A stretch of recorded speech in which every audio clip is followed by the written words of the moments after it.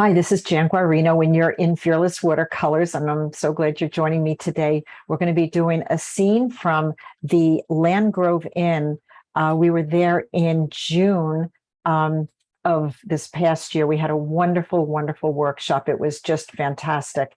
And this photograph, the gardens are so pretty, and I just loved the entrance to the office there. So let me switch cameras and I'll show you the image of what we're doing. And there it is. So I will say that nothing will be masked. I don't want that much white on a painting. I think that would just not look that good. So I'm not going to mask anything. Couple of ideas that I have about doing this is possibly trickling some of the flowers down, which I love to do. And I'm even thinking of taking some of this and maybe making like a little bit of a top canopy around the door, something to that effect, I think could be very charming.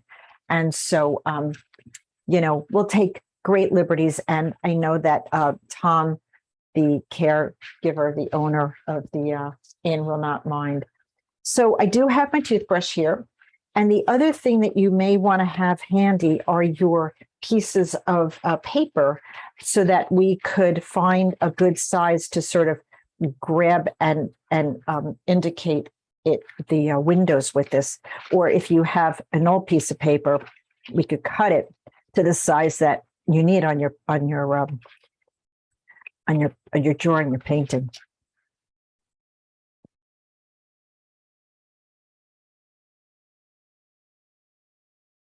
So, if you have, I usually use my 300 paper to do this.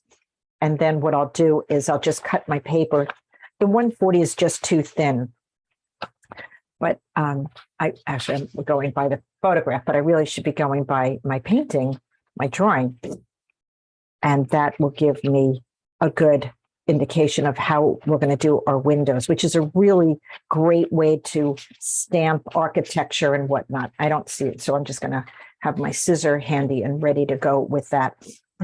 So the first thing, which would be a lot of really nice to do, is just to give the paper some wetness, some opportunity to just put down some colors. Let's activate our paints with our spray bottle or gum arabic. So what this does with the gum arabic is it just sort of gives our paints a little bit more gum arabic, which is what moves our paints. And I'm going to just take my dot sprayer and pump it in my water bowl a little bit. And then I'm just going to add some moisture to the paper. Now it's a warm day, so this is going to dry fast. But what I don't want is to have it be so, I'm not using a mister, I'm using something that just does dot spray. And so I'm using a lot of that, as you could see. And I'm going to take my black velvet silver brush. And I think a beautiful color that we could use would be probably like a nice, let's use a green. Let's start off with a green color. And I'm going to probably add some blue. And I'm just going to put some color on my paper. So that's my green. And what color green, Jan? Is that? I use my green gold. Okay, thanks. And this is just a little bit of turquoise. And what I'm going to do is I'm just, with my brush, I'm just going to give it a little bit of opportunity to just melt into my paper a little bit. Now, those are the colors I used. You could use any colors. What if we added a little bit of pink, right? Just to give it a little bit of color and start utilizing our paper, the beautiful aspects that watercolor brings us, and not separate things so individually, paint things. Let's just add a little bit of fun to this. And of course, because we wet it and because there's so much water on here, this will be very, very light. If you want to just blur out some of your windows, I think that'd be nice. I want to create this canopy up here, so I put a little bit of my pink up here and my green.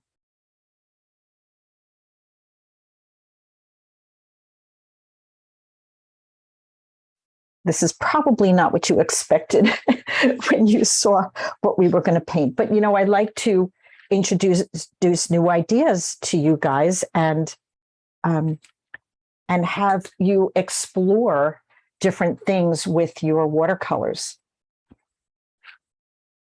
And that's just like a nice, fun way to kind of get.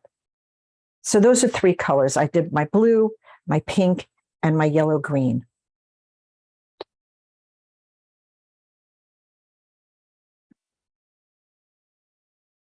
And that is totally not worrying about anything. We're not worried about where we put our paint. We're not worried about what anything, like if you want to move your paper and let things slide into each other a little bit, that could be fun. I like this idea of this canopy right in this corner here and then this down here being this trickling down here. And I'm not blurring out everything. I'm, just sort of leaving some dots on the paper and blurring out other ones. And of course, it's going to dry super light because of all the water we put down initially.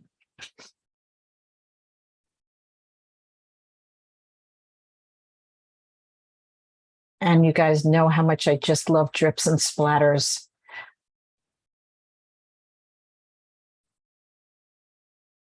That just makes me so happy.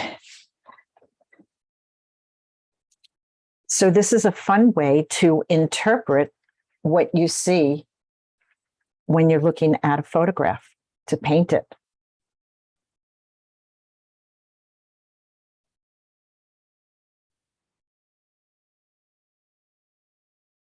Now, what I want to do, you can take maybe like a flat angled brush, and we could really start indicating some of the windows. That could be a good way to do it, right?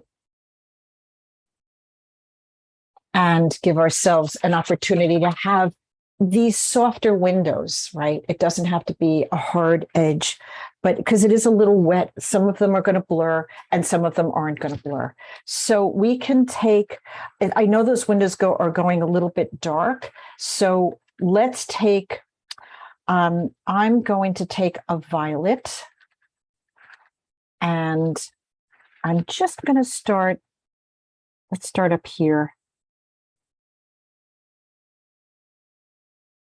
Hardly perfect. Let me go closer for you and show you that these are not perfect at all.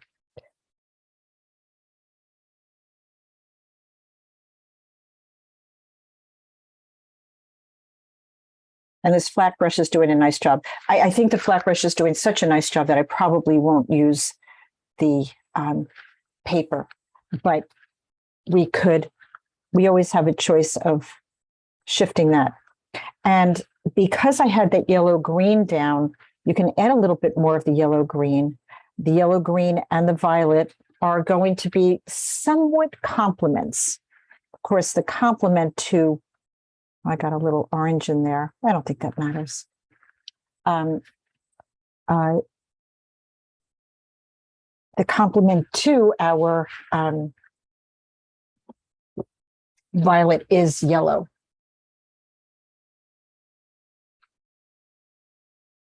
And what I'm just going to say is really don't, I'm just going to suggest that you don't really get too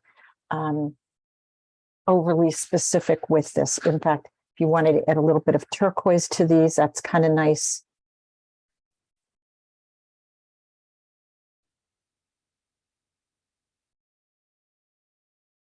And leave those little white areas.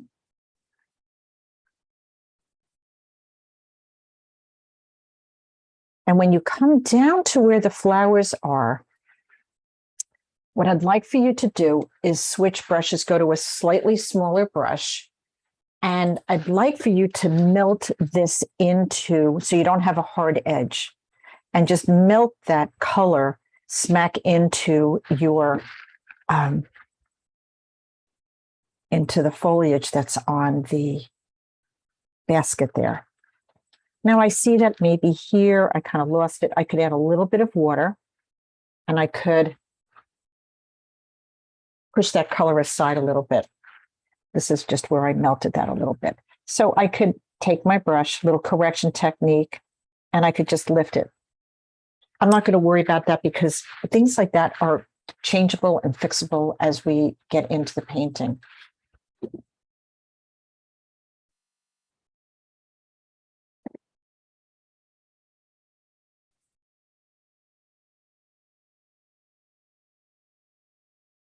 My paper is damp. My brush has got a lot of color on it. And it's just basically having fun. And again, melt these marks into, so you don't have a hard edge when you come into your basket here.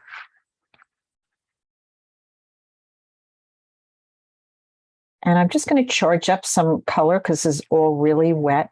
I'm just going to go a little deeper. A fun color that you might want to try is adding maybe a little bit of your burnt sienna just to the top corners a little bit.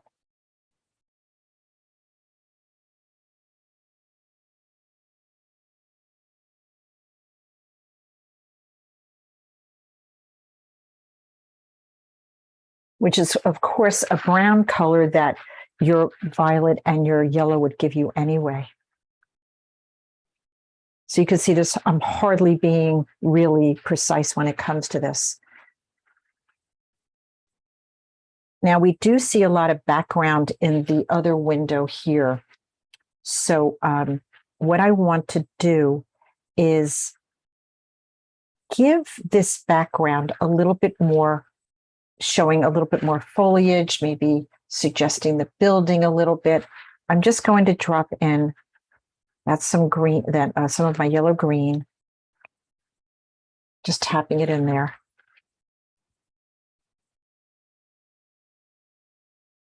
And I think a little bit of my turquoise. I'm going to basically here, this is my white part of my door. I'm just going to glide that down. It's hardly white anymore. And I think this will just be fun and colorful and we'll have a good time with it all.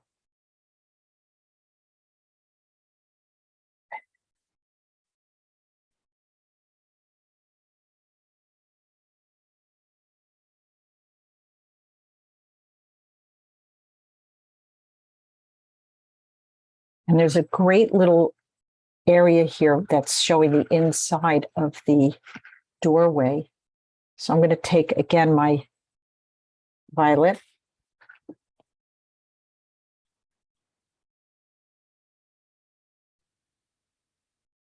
And it's going to go soft because it's wet.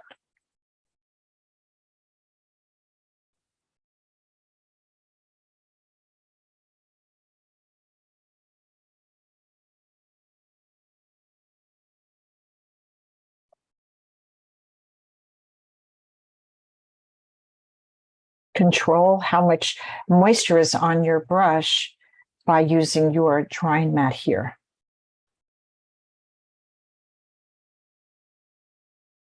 Very soft.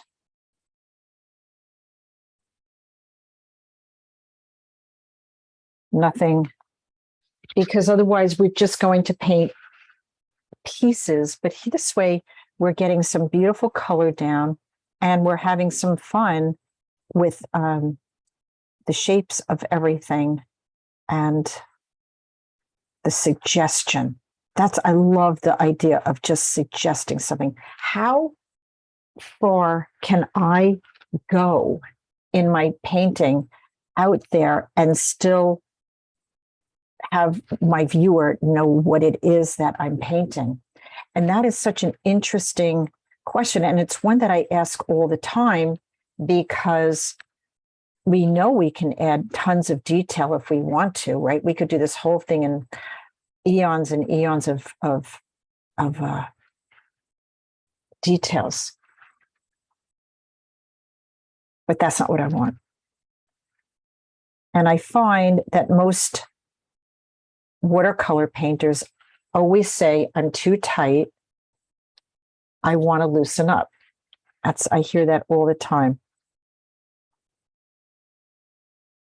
And so this is a fun way to loosen up.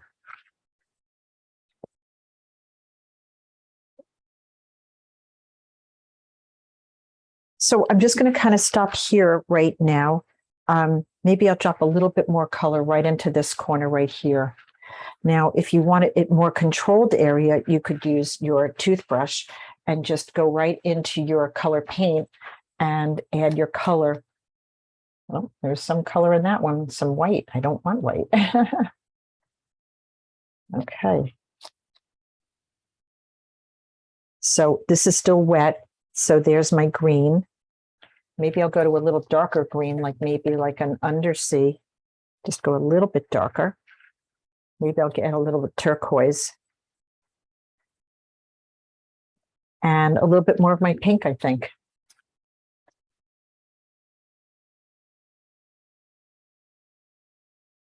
And if you end up with a big blob like that, don't worry, it's watercolor. Just lift it out, just move it on out if it really bothers you. So another way to do it is just take your brush and just do a tap, tap, tap.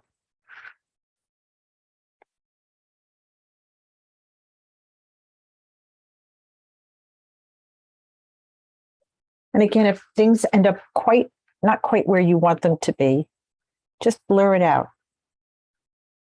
We're working so wet right now. It's really, those things are not going to matter very much.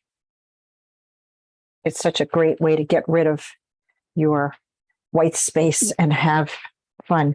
And, you know, it's almost like we could start seeing exactly what it is so early on.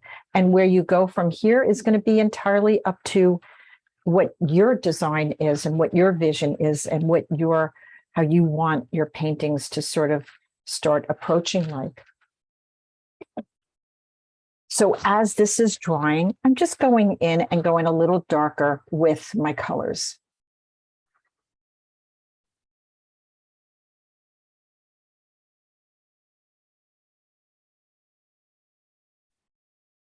Just giving it a little bit more oomph.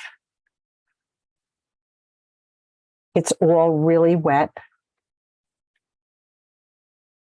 It's going to move. It's going to be soft. They all don't have to be identical. Play with your colors. So I've used my turquoise, my green gold, my pink, and a little bit of burnt sienna. And make sure you melt these marks down from your window. You don't want a hard mark there because we're going to be painting or suggesting really right there.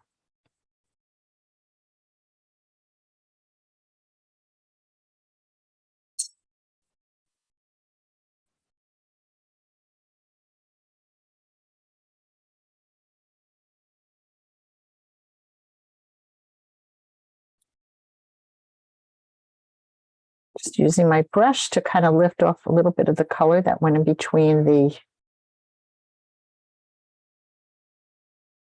woodwork on the door. Doesn't even have to go white.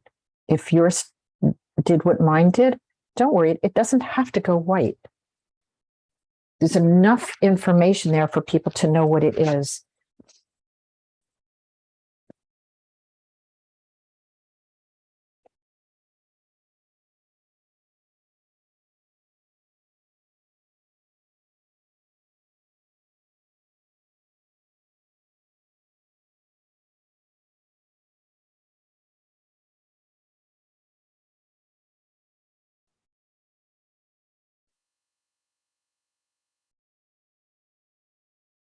flat brush is really a good brush just so that to give you a little bit of lines without going too crazy with that. Go a little closer for you and just show you what I've done.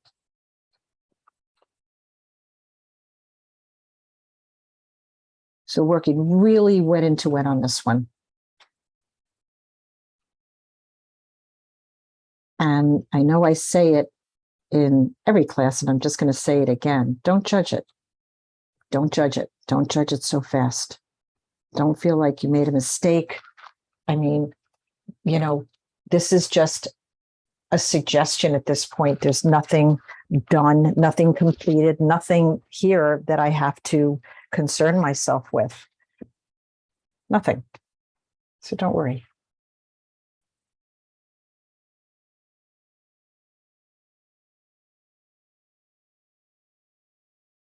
That's the little wood frame on the bottom of the door.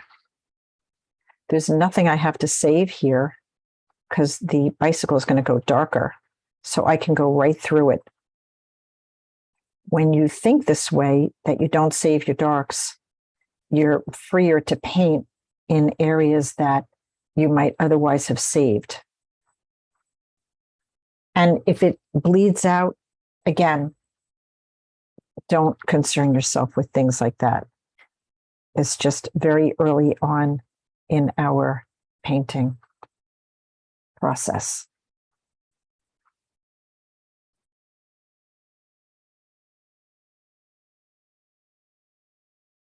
The concept of don't save your darks is really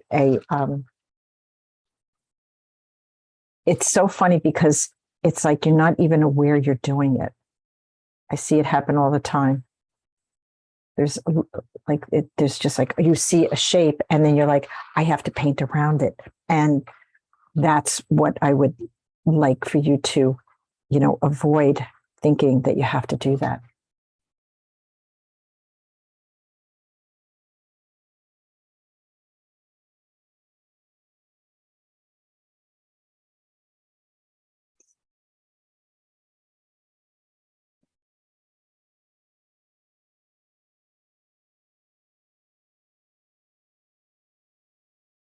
I use this if there's too much moisture on my brush, and I just use it to take that off of the edge of my brush, and this way I could get more paint.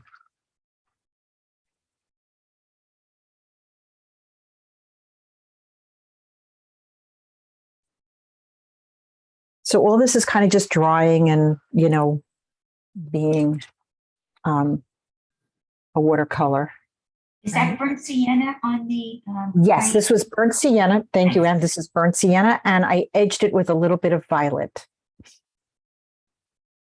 And I didn't draw this plant over here, but I think it would be nice to indicate something there. I really wanted to have the bicycle and the bicycle shadow kind of take my eye there. So I didn't really put anything. I know that many of you may have actually something that you're putting there, and it might be a good balance between this corner and there. I sort of took the photograph with that intention, but somehow when it came down to my drawing, I was like, those leaves could look so fussy. So I think I'm going to splatter, just so that you guys know, my intention is probably to splatter this lower corner and not get overly fussy with the leaves that are there. We'll see when we get closer to that.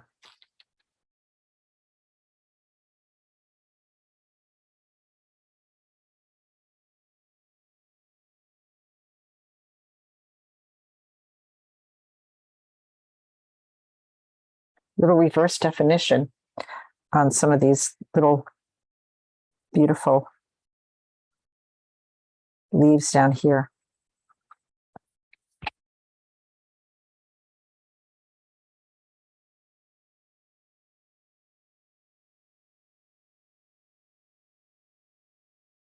See how wet or dry it is, and kind of judge it based on that, what you need to do.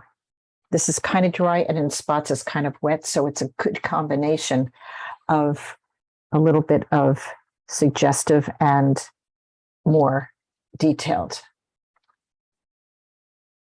So I'm using my little bit of burnt sienna here. I'm using a little bit of my turquoise and some of my violet to get this reversed area. This is really wet up here, so. And this kind of goes into a gravel, so this will be just perfect to splatter. So once you have some color down, you can charge it up with a little bit more colors as you go along.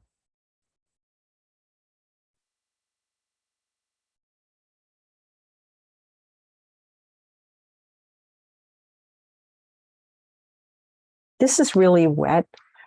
This is just a kind of timing thing. I'm going to use my dot sprayer just to get some blossoms going on in here. Push the paint away a little bit and get some texture. You could use salt. That's a fun thing. If you have some salt and want to try that, I think maybe I'll go for something like that. Always good to have a variety of supplies around you. And of course, I'm looking for my salt and I'm not finding it. I know it's here somewhere. What is this? That's not my salt. Well, you guys paint while I look for that. Here's some salt. Look at this. I have this big thing of salt. I can't find my salt. It's like right in front of me.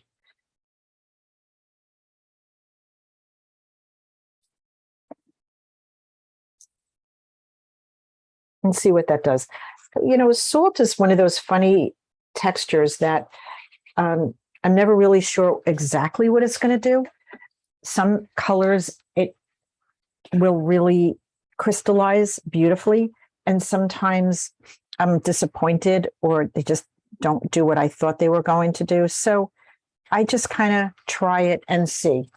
It's a try it and see kind of thing.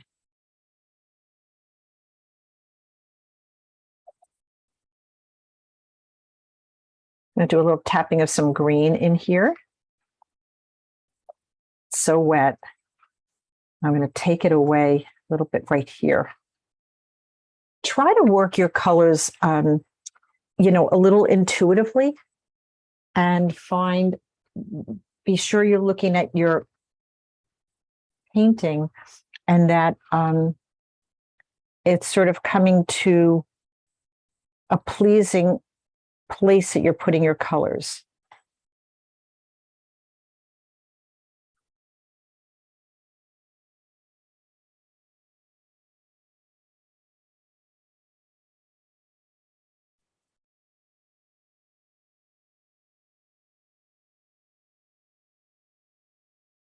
And when you feel a bump in your paper, you know that there's a little bit of moisture in it, or maybe a lot of moisture. So just always test your paper when you want to do a certain kind of mark. Now, I just want to point out, I dropped this green in here to go darker, and look how the door popped out.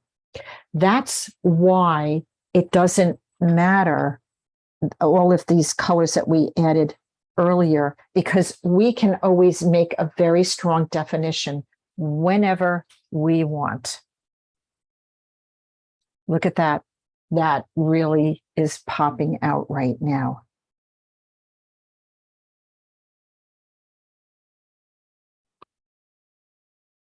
So I'm just going to do a little kind of suggesting a little bit more of that. I like the way that looks. And notice that I did a little Morse code here. It's a dot, dot, dash. It's not straight up. It's in spots. And that's bleeding up there anyway. So it's too wet to do much more. But right down here was dry for me. And so it enabled me to do something like this.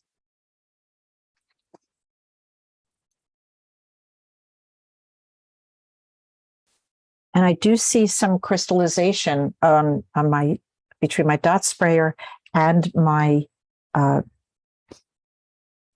salt. I do see a little bit of something happening, which is great.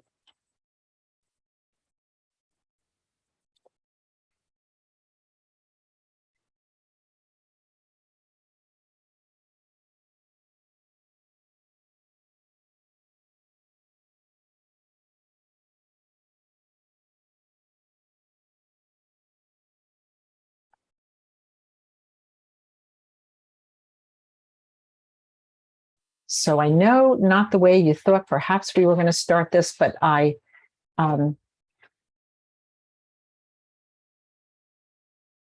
but you know, I do really enjoy you when we try different techniques. And this way you're able to have them as things that you have in your pocket when you want to try something a little different.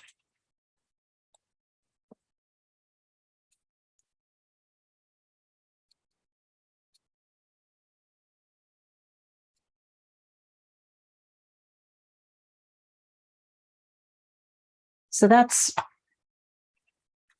very different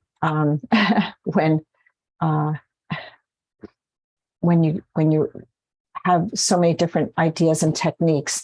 And it's so funny because already we're sort of seeing what this is, and it starts evolving, which is really great. You know, that's really what this is about, is just taking your time. You know, it's so interesting that, you know, we could be so tight and we could paint every single piece with precision. And it's like, well, you know, we're not here to do that. We're not order takers. We are painters. And so we want to find a way in which we can be interpretive. This little violet.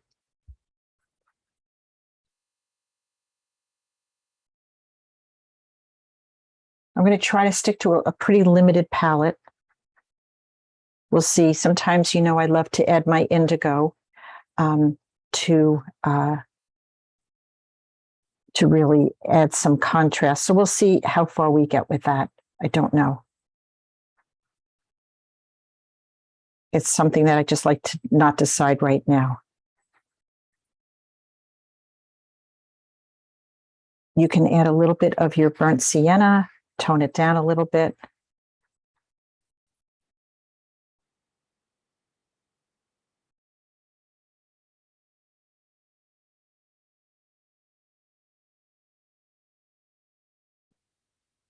And then this is just one of those times that a river is just perfect to connect one side to the other. So make sure either side is got good color on it. And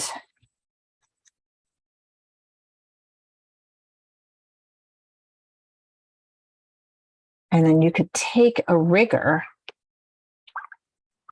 and just follow across and connect those ribs. I have no paint on my brush. I'm simply grabbing from one side and letting it travel to the other.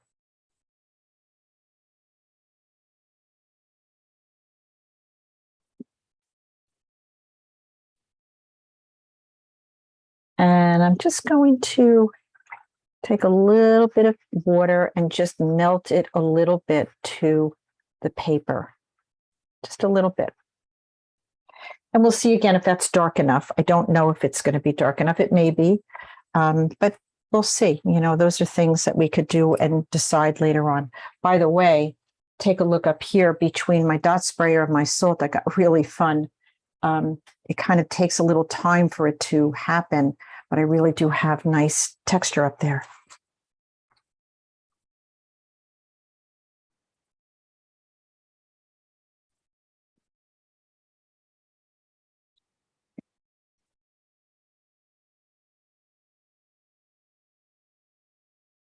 Now I want to get the gravel here before we do our bicycle, because the bike is going to be sitting on top of this area here. I want to make sure that we have the gravel, the walkway, all of the colors kind of done there first. So that's going to be the next thing that I'm going to work on. And of course, we're letting this dry. We know we're going to go back into all of this. This is all not done, not done. Think about the timing on things. So the gravel, I think this whole area in front here is a nice time to do this.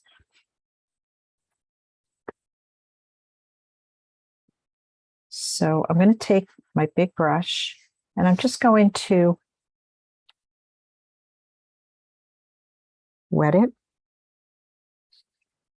I'm leaving little pockets of white.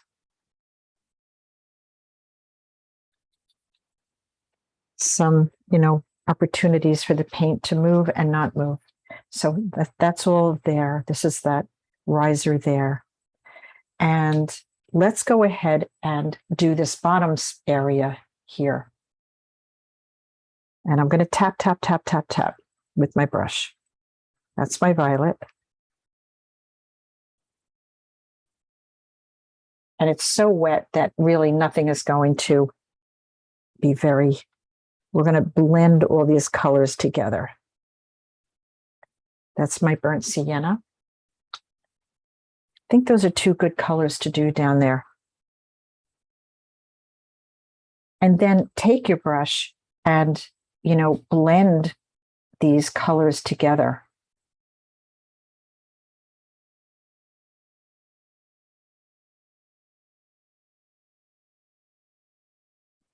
And I think it would be really nice to add salt to this area too.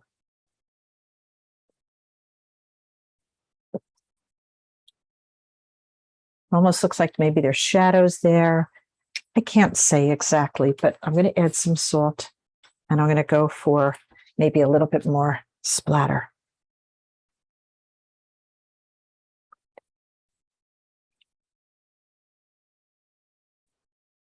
It's a perfect area for a granulation to happen.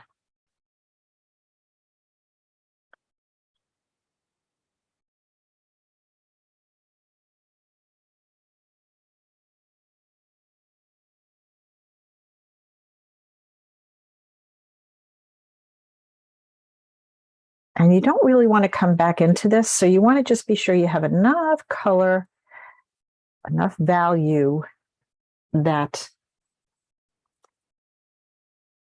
you don't really have to paint over it. We might come back and glaze over it. We'll see how it all looks when it's a little further done.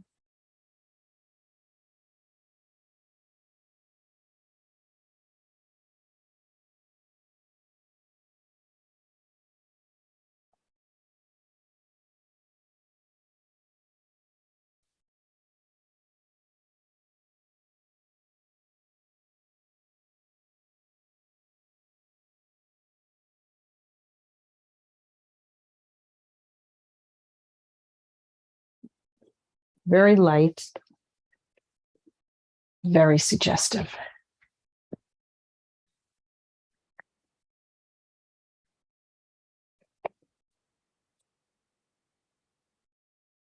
I think with a tissue, I'm just going to use my tissue to create some texture.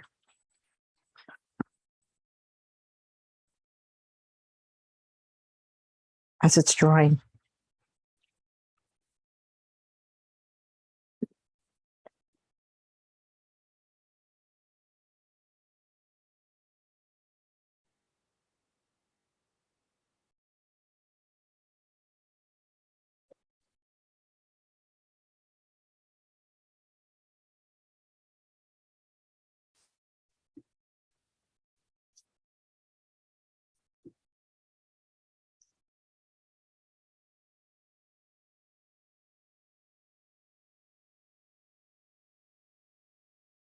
And everything is pretty wet right now. So I think it's a very good time to just let things dry a little bit. We're going to go into this basket and the metal urn that it's in and the bike. Those will be our next steps. Now, your painting paper should be somewhat dry. This is a little still wet down here. So this is, for me, right here, this perfect spot to work on with all of that area that's very dry. This down here is still a little wet. So I'm going to leave that and focus on the top up here. So that's a good way to think about when you're painting. Focus on what with the areas that are dry, unless you don't mind it going, soft, moving. Okay, I'm going to take my pink and I am going to do a little splatter up here. very specific right to here. Now, if it goes into other places, all you have to do is take a dry brush and just melt those marks. Okay, we don't really have to worry about them. And you can also just take your brush. Let me go a little closer for you and show you this technique. A little scumbling. Okay, just take your brush and don't do like individual blossoms. Find a way to connect them.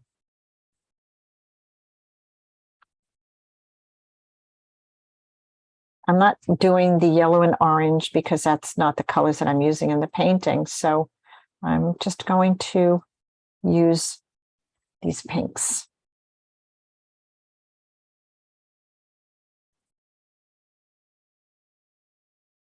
And you could see how melting that mark early on really helped us, these marks of the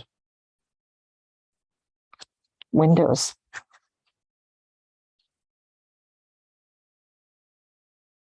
And I'm going to take my green. Take any green. You know, you could take your green golds. You could take your Holbein leaf green. You could take your undersea. You could take any greens at all. And don't paint leaves. Don't paint flowers. Don't paint leaves. It's really just suggestion. Just using like my number 10 brush here.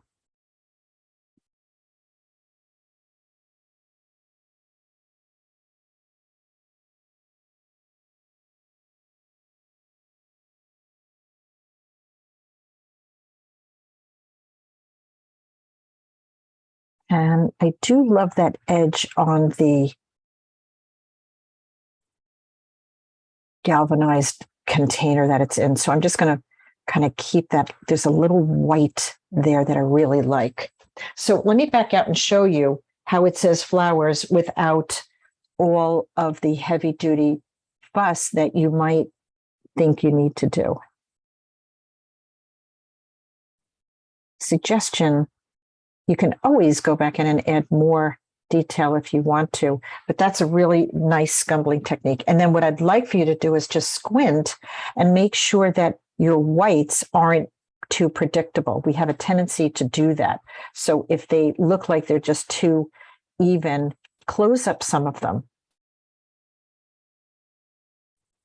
So squint and you'll see your little flower holes that, you know, as you were scumbling, and you don't want them to appear to be overly consistent. You want them to really look irregular.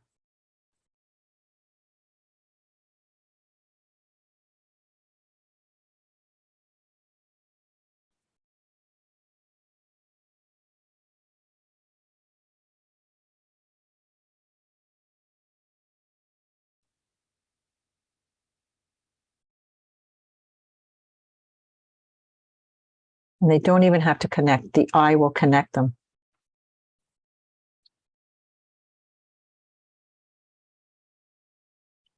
So that is the edge of the bucket that it's in. And I am going to, I'm not going to use that. Oh, maybe I'll use a turquoise there. That's a good place maybe to repeat the color. I'm not going to keep it straight turquoise, but sorry about that. I usually unplug my phone, so that does not happen. Of course, the phone doesn't ring all day, and then it's going to ring as soon as I'm doing a class. Okay, so I'm using a little bit of turquoise for this. I am leaving a little hint of white. I really love that little white edge that's there. It's really not white because we painted that background. So this is a nice thought that that background is going to be, you know, that those soft colors that we added in the beginning. And I see the handle. I like the handle. Maybe what we'll do is we'll just go in and put that in white down the road. This way we can keep it from getting too fussy early on.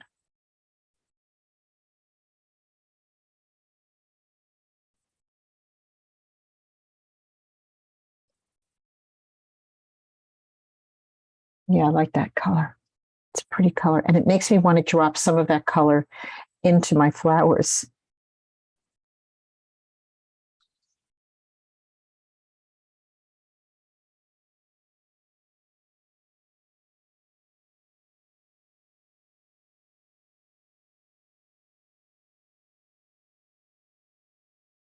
Just dropped a little bit of green in there, my undersea green.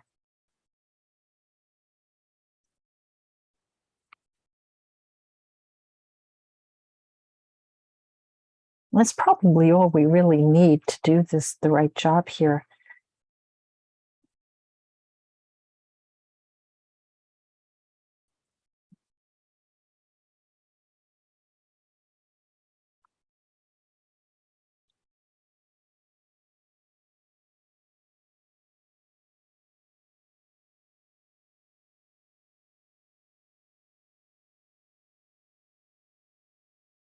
And then I will trickle down when we're done. I'll do on dry marks, I'll trickle some of this down. I do see a little bit too much of a pattern in here. So I'm going to just take my brush and just sort of close up some of those little air holes that are there. That's sort of one thing that I do see happen frequently when scumbling.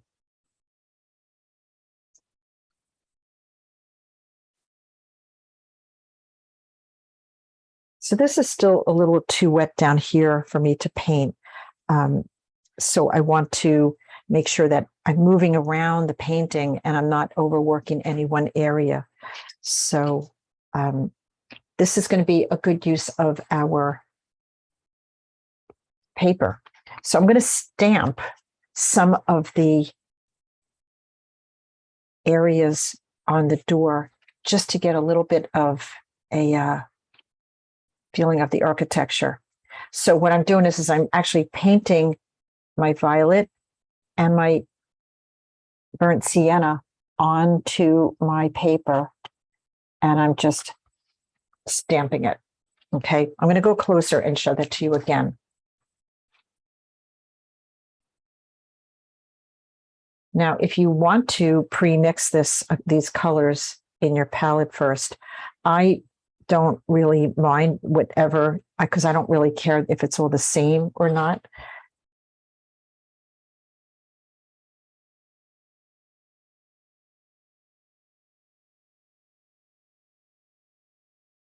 And then you can also put it down and drag it. And it actually does give you a lovely broken mark, which is really, I really look forward to seeing that. I love that. So it gives you a suggestion of moldings and whatnot without going, hogwash crazy. Let me back out and show you how the littlest mark really is making such a big difference. And of course, this does take a little practice. So if you have to just, try it on a separate piece of paper just to get the hang of it, of course, that's what you should do. I'm willing to take the chance of whatever is going to happen on my paper. And I've used this technique enough to know that it's really successful. And I'm always pretty happy with it.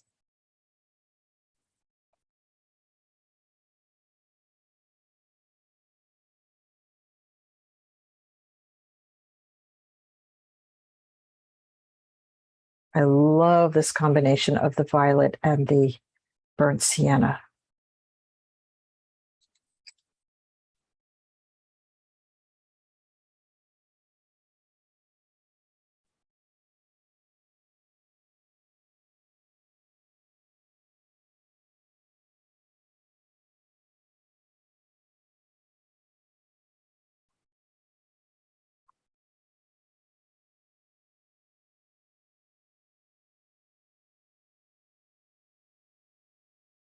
And I'm just painting it right onto my paper. It's 300 pound, perfect, perfect, perfect.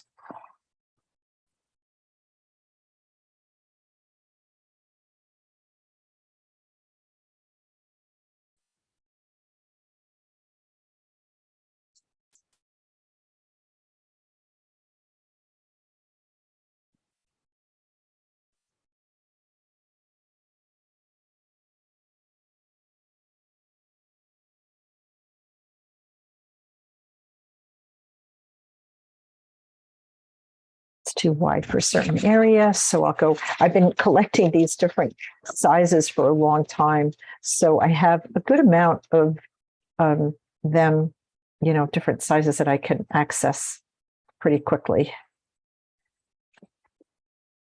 So I just measure up to see if that's a good one right there. Yeah, that's perfect. Your 300 is going to be your best bet to doing this because it has a nice thick edge to it.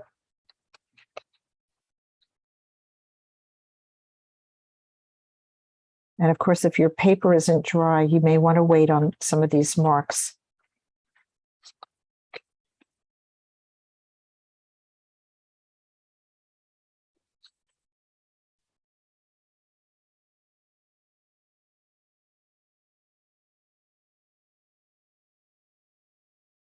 And I do see that needs to go darker right here. I have to increase the value of my doorway right here.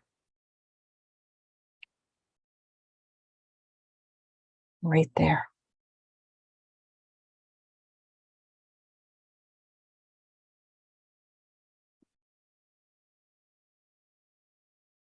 That's my burnt sienna, and now I'm dropping in a little bit of my violet.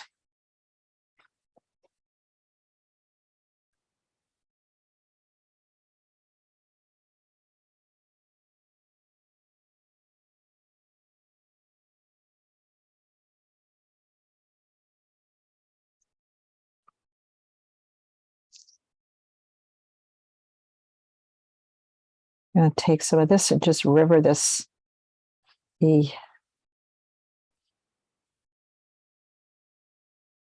moldings, the door moldings down a little bit.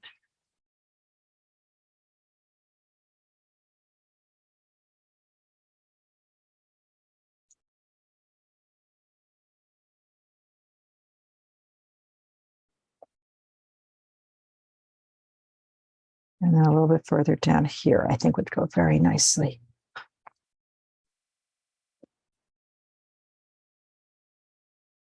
At this point, we're just going to be looking around, seeing giving your painting what we think it needs. And of course, we have, to finish the bicycle and the shadow. That's going to be the last elements that we're going to add to this.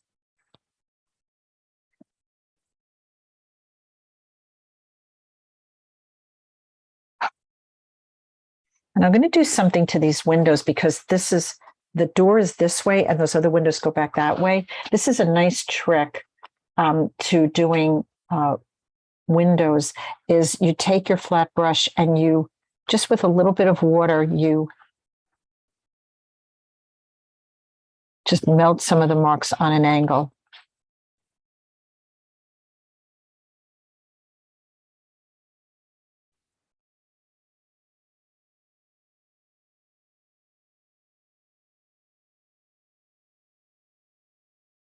I do that on like windshields and things like that. And of course, these windows, I really would like to pop up a little bit more too. That is a perfect size for the top. So let me paint this a little bit and see how that comes out. Of course, we could use our flat edge brush too.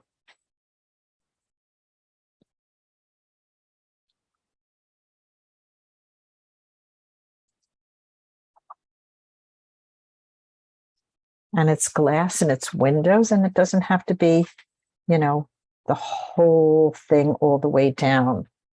We can be very artistic with this.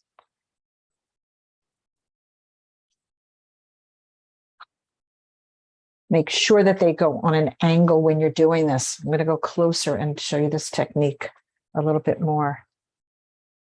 So if you lost your white a little bit like I did here, this is why I didn't really worry about that, is because I knew that I was going to be going darker. So don't correct your painting too soon because you might not have to. And in this case, I knew this was how I was going to build the darks. And I think I'm going to also use my flat brush for a second and try that. Lots of tools, lots of ways to do this. So I can go here.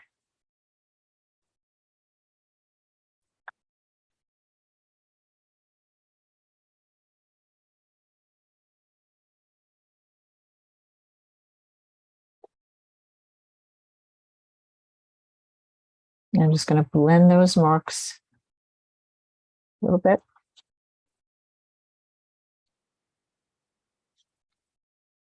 And I'll show you how that looks. Now they're starting to look like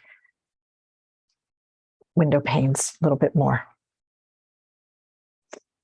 And I don't really know that I want to do all of them the same. Doesn't have to be all matchy-matchy. That's a thought. That is an interesting thought. Does not have to be all matchy-matchy.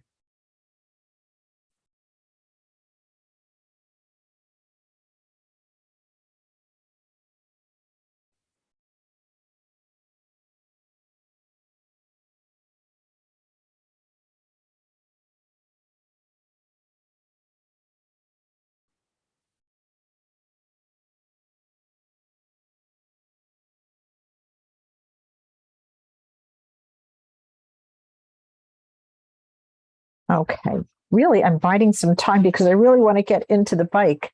I'm just going to knock off some of the salt that's kind of accumulated around here. I do have a very nice soft texture down there. I don't think I want to do anything more to it because I want the bike and the bike shadow to really be doing a lot of the talking.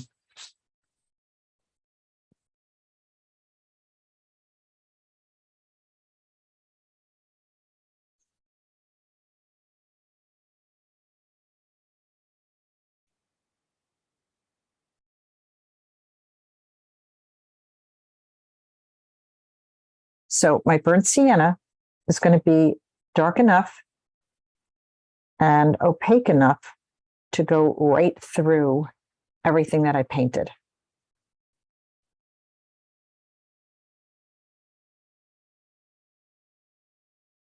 And if you want to just darken it a little bit, drop a little violet into it.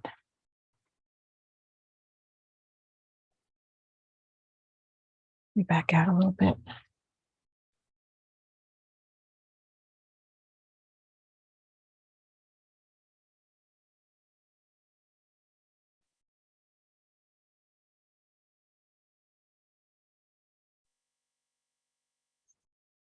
If you hit some wet spots and it goes a little soft, okay, don't worry about it.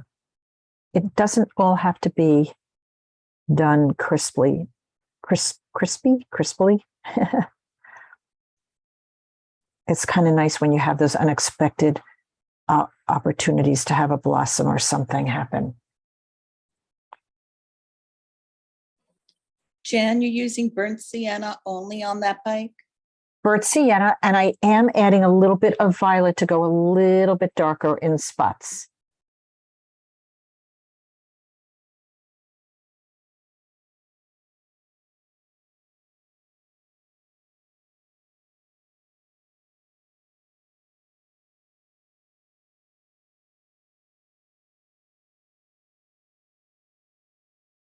I mean, try to keep it oval if you can. You'll notice it goes thick and thin.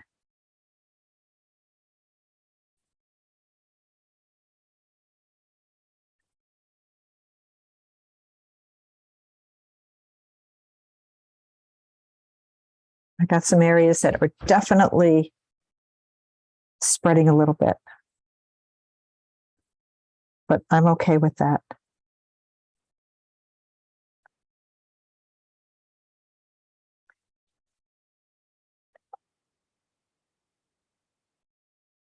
There's enough here to say what it is. I was just testing this to see if it's dry. I think it is.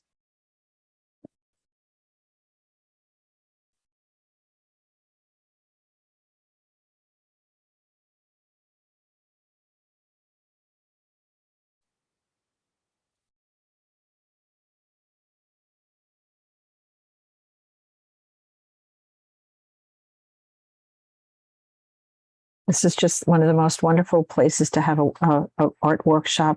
I've done several up in Vermont at the Land Grove. Great people, wonderful classes, super accommodations, total respite from everything except painting, total joy. So enjoyable. If you have the chance to try to do a workshop there, I highly recommend it. You might have to switch to a smaller brush to do this little area here with that little handle coming out.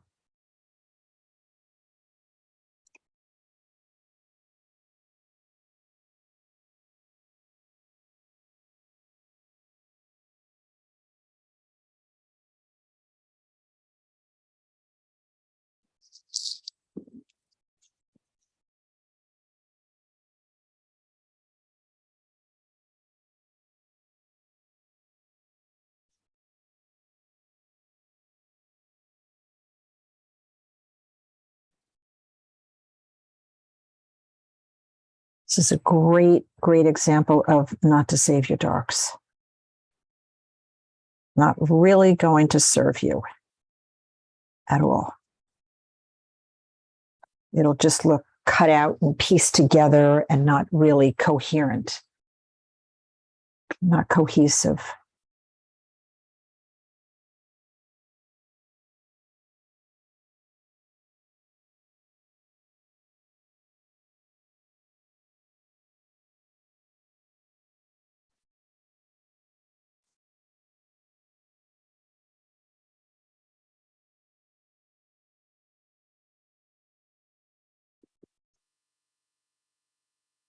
I guess it's not a bike, it's a wheelbarrow. It just occurred to me.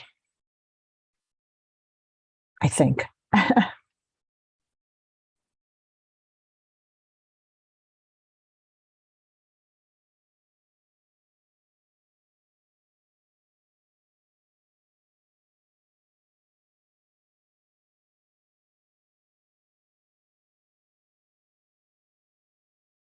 And you could see where I kind of waited to paint this corner.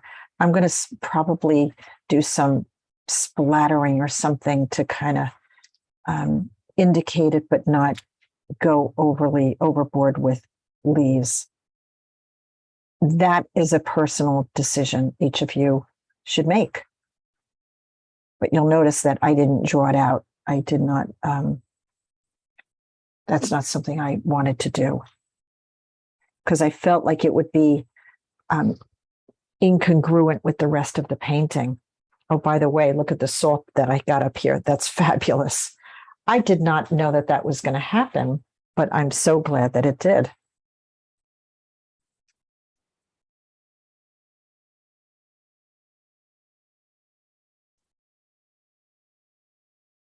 Salt is just one of those things you just kind of have to wait to see if it happens the way you hope that it's going to happen.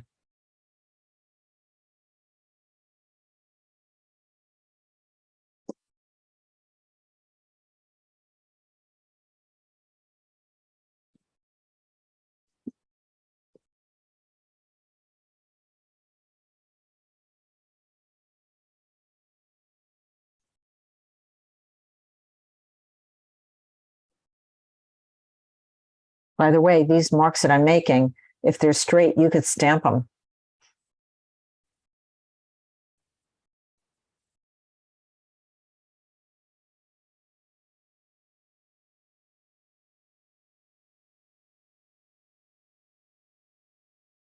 And not a bad time to bring out our rigger.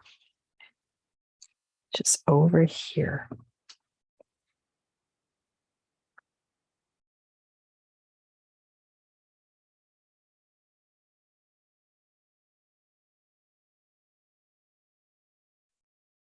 If you can't get a nice thin line with your rigger, practice before you do these marks.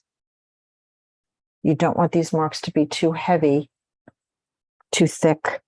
It's just going to look wrong.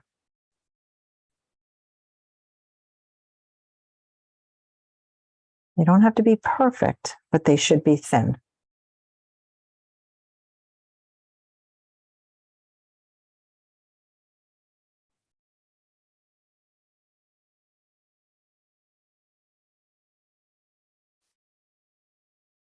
And there's nothing perfect about these marks at all.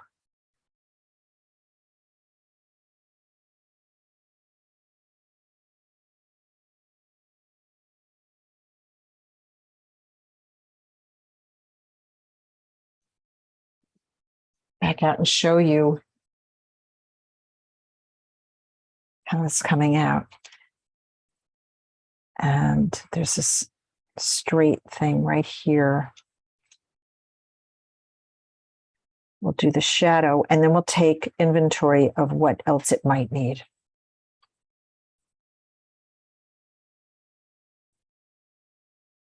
I do want to trickle the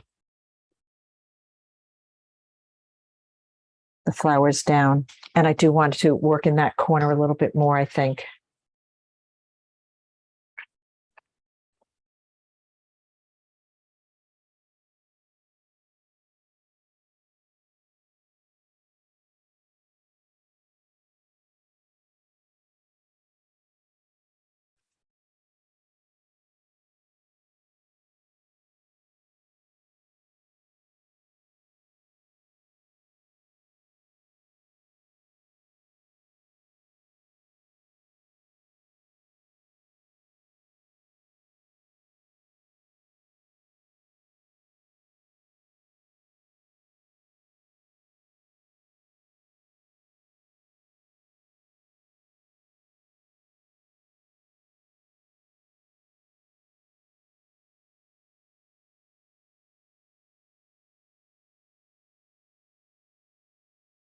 Just giving that a little bit of shadow underneath the riser on the step.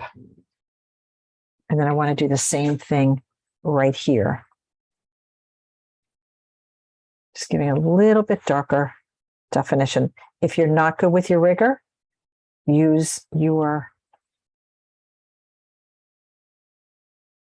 paper.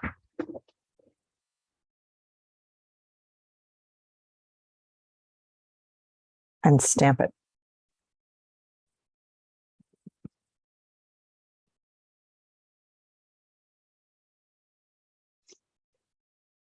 See, now that this is so dark, I do feel other areas need to beef it up a little bit. But before we do that, I really want to do the shadow down here. That's really an important part. Otherwise, this looks like it's floating. It will not look anchored to the painting at all. So we will need to kind of go in and work on that.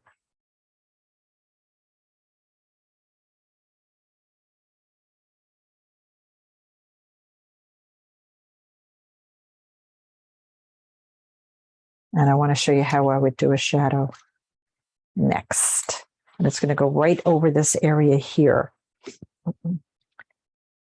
So let me just get the right brush. I feel like probably like a small brush would probably be good, but have a number 10 handy. This is probably a 0 or a 1. When I do a shadow, I like to have it come from the bottom of the item that it's creating the shadow. So in this case, it's here and it's here and it's a little bit under here. And so I just charged up a little bit more color. And what I want to do is start pulling the shadow from, but I want to add a little bit more color. I'm pulling the shadow from the bottom.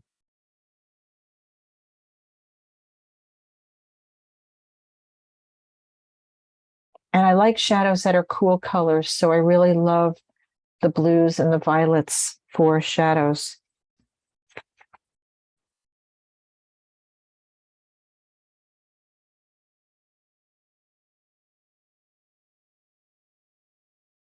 Now observe your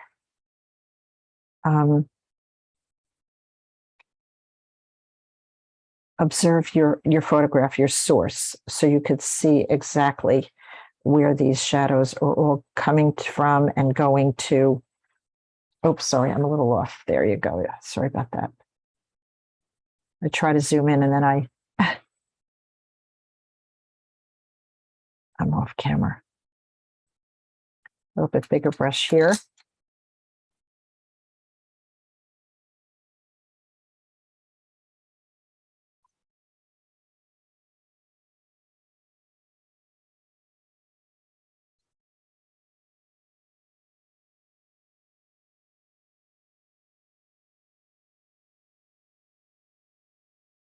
So it helps to have a really good photo that you're working from so you could see exactly where all the shadows are going to.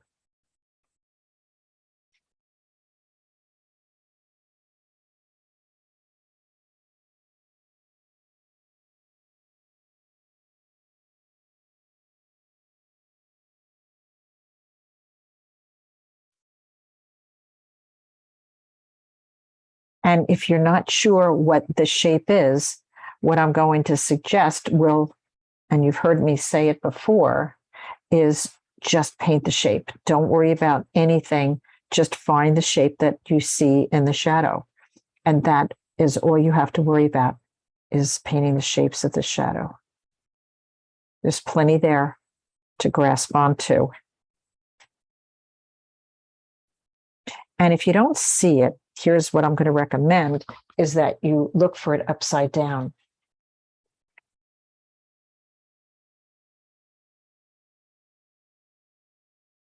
But sensitize your eyes to these great shapes. Painting shadows is just a wonderful. You could indicate an entire image and only paint a shadow. It's just remarkable.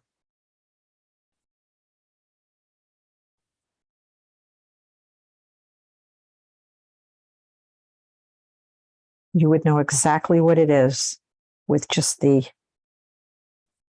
shadow showing. Look how important that shadow is. It's vital.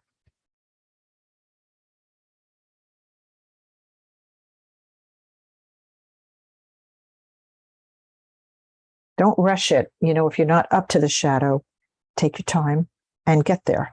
Once you're there, though, try to make sure all the shapes are connected. One area blends and goes right into the other. That's really a great way to think about shadows. It's that all the shapes kind of go into each other.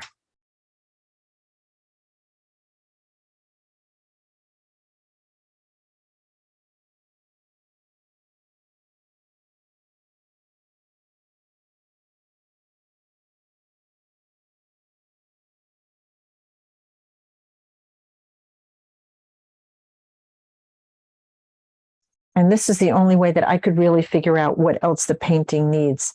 I very, very rarely just start from one section of the painting and move down.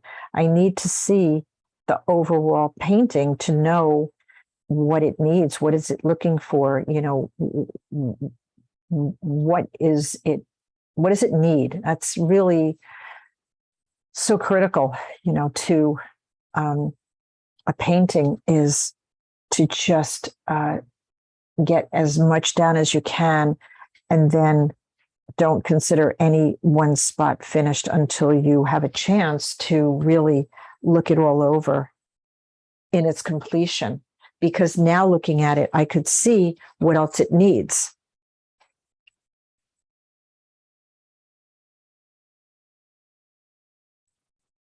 You can make some of these feel a little 3D if you want to go a little darker in spots. You could give it a little bit darker side and have it look three-dimensional.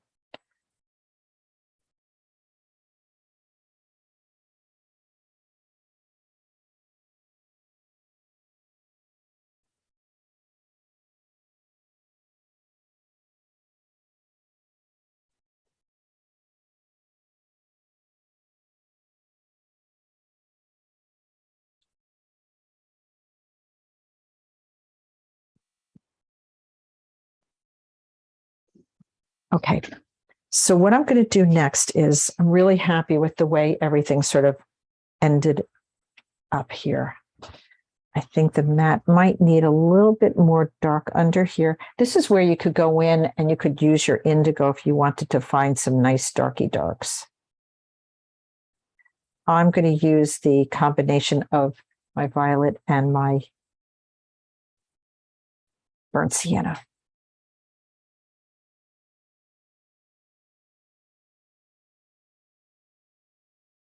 Don't miss out on these little shadow areas because they make something look three-dimensional.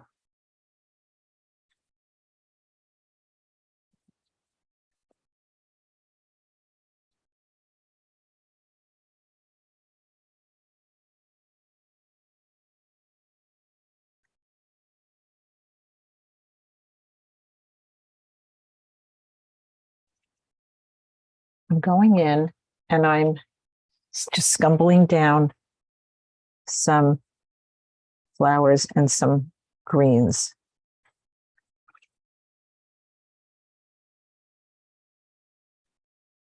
If you don't have an opaque enough color to do this, all you have to do is take a color and add some white to it.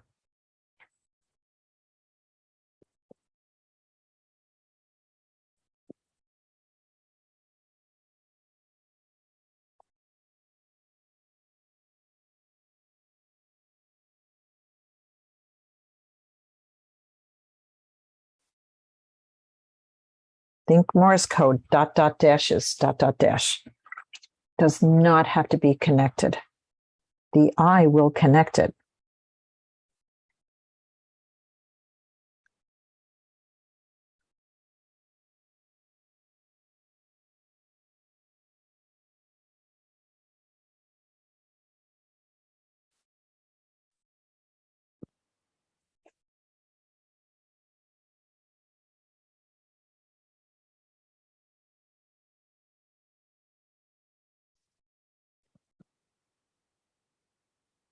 Now you could see how this is standing out and the rest of it is sort of faded away. We need to bring some of that drama into the painting so that it flows better. And I think that there's going to be two places that it's going to happen. I think probably a little bit in this corner here, but I'm not sure. And I'm going to show you a technique to know, but I definitely know up here, I want to go much more vibrant up here. So here's what I'm going to do.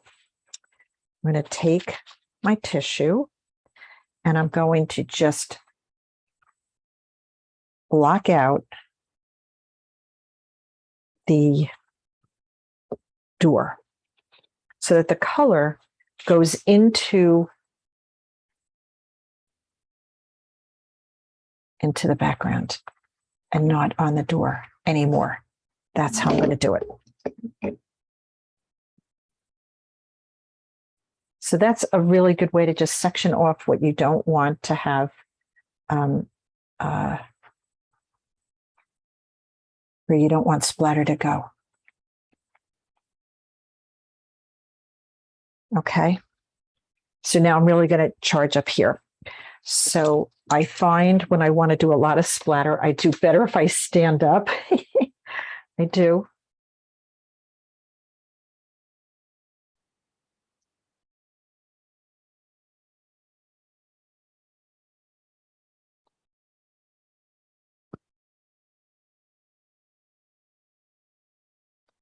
Change my color. I'm going to go into a green. I'm going to try some green gold.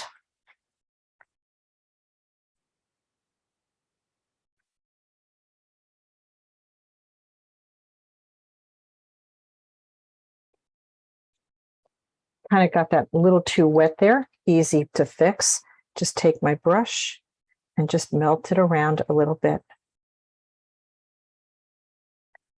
I could take this away and see if I achieved what I wanted to, which I did.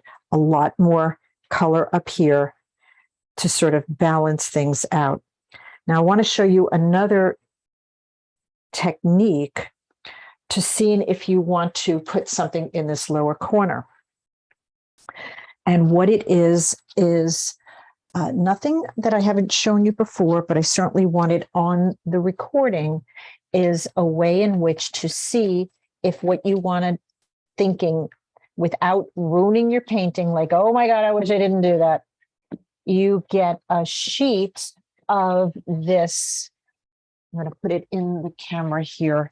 This acetate, polyester acetate, and it must say prepared wet media. Okay, that's really important that it says that because it means it will take your watercolor on it. It's just a clear sheet of plastic. And now I can put it in this corner. This is still a little wet, but I can put it in this corner and I could see if I like the idea of splattering in this corner. And these sheets are completely reusable. So I'm going to take my brush and I'm going to, and like I said, you may have decided to do those leaves. I knew I didn't want to do those, but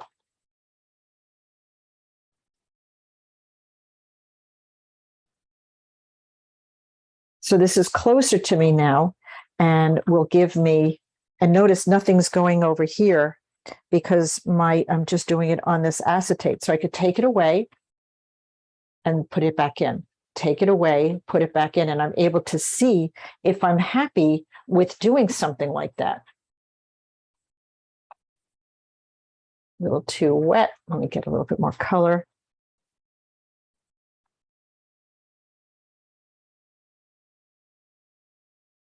And of course, I can't splatter the exact same way each time, but I could get an idea if I like something in that corner or if I want to take it away. And I think it looks better with something in that corner. And you could even move it around and say, well, maybe I want it like more there, or, like that. That to me works really well. So I think I'm going to do it. Okay. But this sheet here, let me take the painting away. This sheet here, I can then just take all of this away and I could reuse it another time. I've used this sheet dozens of times. And so it comes right off. It accepts, it's not going to paint like paper, but if you're never sure about what you want to do, this acetate is a great tool to have just to test it out. But that tells me that I do like the idea of putting it there, that I'm going to be in this lower corner. Seems a little weak without it. I see a couple of other things that I want to do, but for now, I'm going to concentrate on here. So I'm going to get some clean tissues. I don't want too straight a line. So, having it be like a little torn in pieces will help that edge speak. Okay.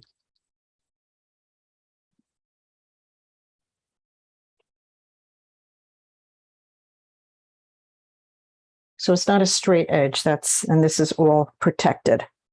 You could even take a big piece of paper and cover it up if you wanted to, anything, just to prevent it from, going where you don't want it to go. Because when you splatter, one thing's for sure, it's going to go all over. When you splatter, and again, I am standing up, you want not too much water on your brush. You want just some.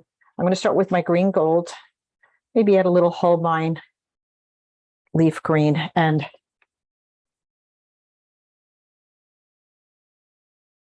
okay, so that's my green, and drawing my brush, and I think I'm going to add the violet down here.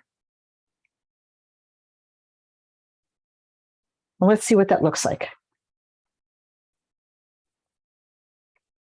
And again, if I'm not entirely happy with it, I can take this and I can combine it. Let me take my big brush, and I could, combine it with a little bit of water and sort of do an idea of a little scumble like we started with. Just a suggestion that something's in that corner.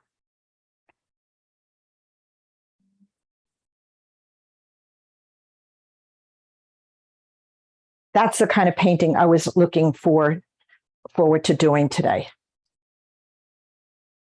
It was really loose, very suggestive. There is one more thing that I feel like right here, I want to go darker right there. Just what I see in my painting is something I think it needs right here. Not the whole thing. I'm adding a little color right there, and then I'm going to blend it out with my brush.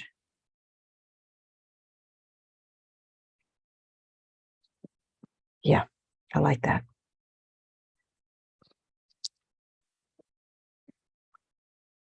Maybe I'll add a little pink down here. Let's try that. Just a tiny bit, not a whole lot. There's so much pink up here, but I think it would bridge the palette nicely. I think that's just so much more fun than fussing with the leaves, being perfect with the leaves.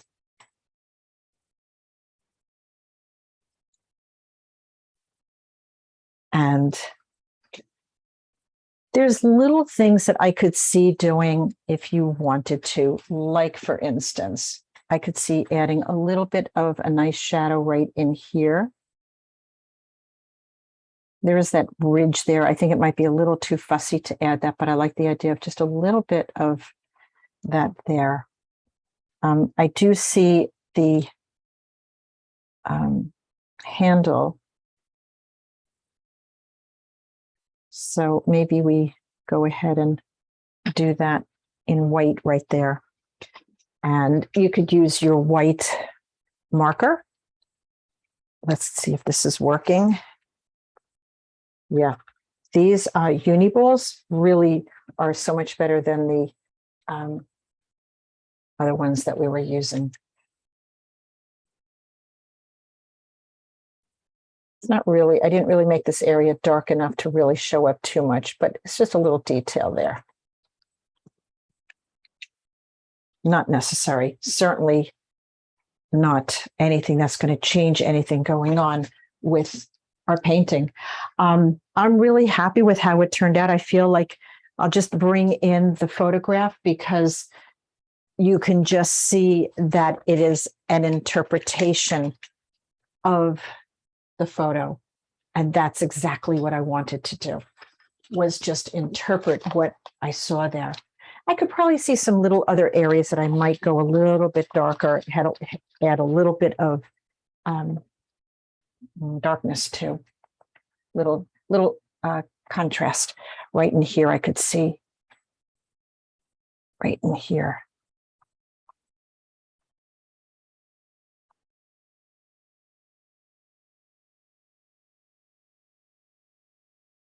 Yeah, that, see, you know, when we say color gets the credit and contrast does the work, this is right here. That's exactly what just happened. Certainly this is very colorful, but it's always going to be contrast is going to do the work for you.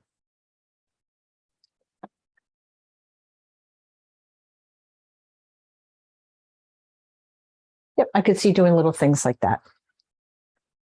But there's also a time that we let the painting rest and we take our mat, our expandable mat, and we just see it.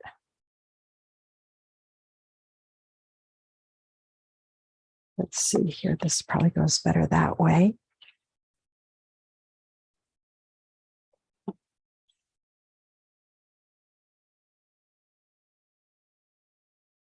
I love these mats that I cut apart because they give me an opportunity to adjust and find my my composition in case I wasn't happy with any part of my painting. You never, never, never are stuck with the whole painting. It's just, you know, and inevitably there's going to be a spot that we're happy with and another spot that we're less happy with. That just may happen. Or the way you paint to the edges just doesn't appease, it's not appealing to you. So another thing that I kind of see here, I see like a bit of a 1, 2, 3, 4 pattern. I'll probably go in here and do a little bit of reverse definition in these leaves just to get them to pop a little bit or blend in a little bit. I may just do a little something there. They just aren't quite right. But so many lessons in this one. I really had so much fun painting this one, and I hope you did too.